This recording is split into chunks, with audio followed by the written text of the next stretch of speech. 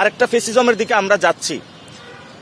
তো এখনো যারা বাংলাদেশের মানুষ আছেন, আমরা আপনাদের কাছে যাব, বিবেকের কাছে যাব, আপনারা প্রশ্নগুলো তুলবেন।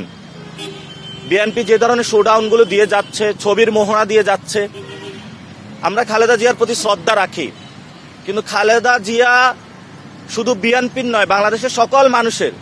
কিন্তু খালেদা জিয়াকে ব্যবহার করে কেউ যদি নির্বাচনী ফায়দা হাসিল করতে চায়, এটা বাংলাদেশে সঠিক না। এটা খালেদা জিয়ার প্রতি অসম্মান করা হয়। এবং জিয়াউর রহমান যে পথ দেখিয়েছেন, সেই পথে আমাদের যাওয়া উচিত। বাংলাদেশ পুনর্গঠনে উনি 19 দফা দাবি দিয়েছিলেন, যে 19 দফা দাবিতে অর্থনৈতিক বৈষম্য দূর করে কিভাবে বাংলাদেশ গঠন করা যায় সেই কথাগুলো বলেছেন।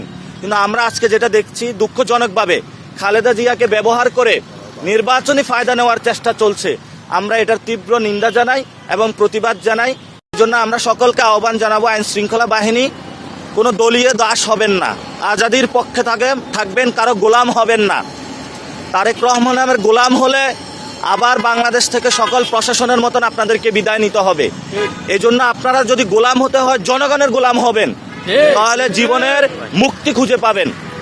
এবং শুধু তাই নয়, আপনারা দেখতে পাচ্ছেন যে ইলেকশন কমিশনার, একজন কমিশনার, উনি বলেছে যে কোনো নির্বাচনী শৃঙ্খলার বিধি ভঙ্গ হচ্ছে না। আমরা মনে করি নির্বাচন কমিশন দিনে দিনে তার আস্থা হারাচ্ছে।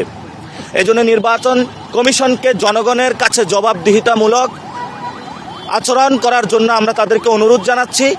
সাথে সাথে তারেক রহমানের কাছেও আমরা আবেদন জানাচ্ছি যে কোনো কর্মকর্তা কর্মচারী যদি তৈলমর্দন করতে আসে, বাংলাদেশের মানুষের সাথে গাদ্দারি করতে আসতে, আপনি অফিসে তাদেরকে জায়গা দিবেন না।